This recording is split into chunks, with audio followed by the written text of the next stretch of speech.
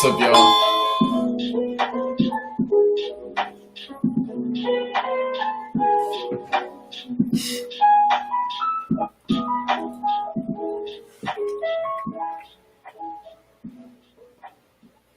All right. In my previous videos, I purposely left a few open-ended statements, acknowledging that I'd have to explain them later in greater detail. The first being the filter mechanism and the symbiotic relationship between the member and the organization.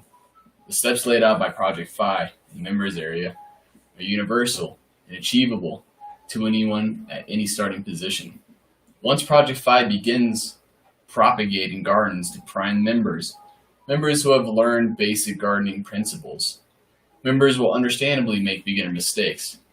As the member's proficiency increases, so do the expectations to maintain the investment. If a member is unwilling to commit, it will remain a member.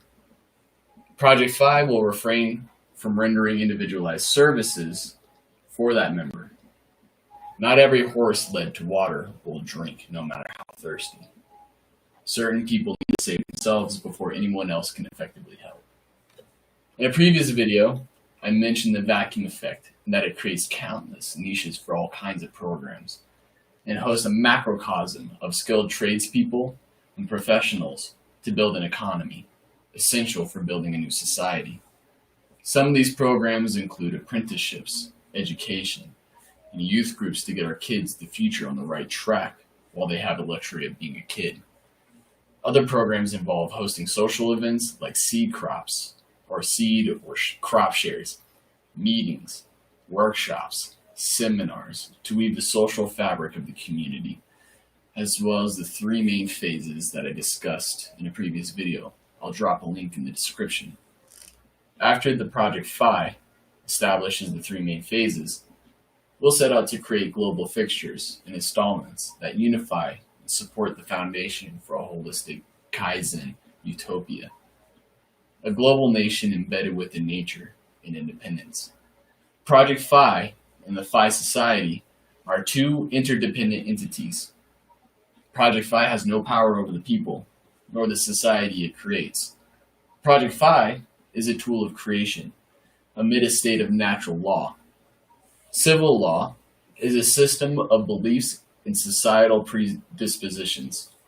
Natural law is a system of cause and effect. Most people commit crimes because of two reasons: a flawed character and/or necessity.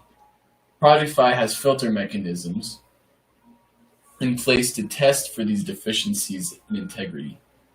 As a member becomes independent and relies on the cooperation of the community, the last thing a member wants to do is jeopardize their network. In a state of natural law, conflict resolves itself locally, kind of like how the body deals with the wound. For example, a small cut.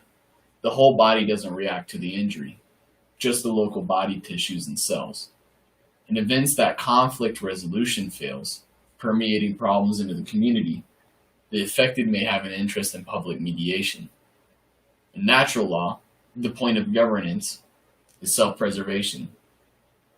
The incentive of cooperation is prosperity. Disincentives for malicious and malbehavior is self-sabotage. When food and resources are abundant, committing a crime out of necessity is in vain. This natural law exists all around you at all times. You can tap into it at any time you please. Project Phi, after the three main phases, is much like the primary thrusters on a space shuttle, easily disposable once past the gravitational field of Earth, or in this case, the establishment of the Project Phi Society. The Phi Society could continue without Project Phi because Project Phi is to do one thing: establish the proper foundation for a genuinely free global nation. Always remember that independence and community comes first. That's where your freedom is nested.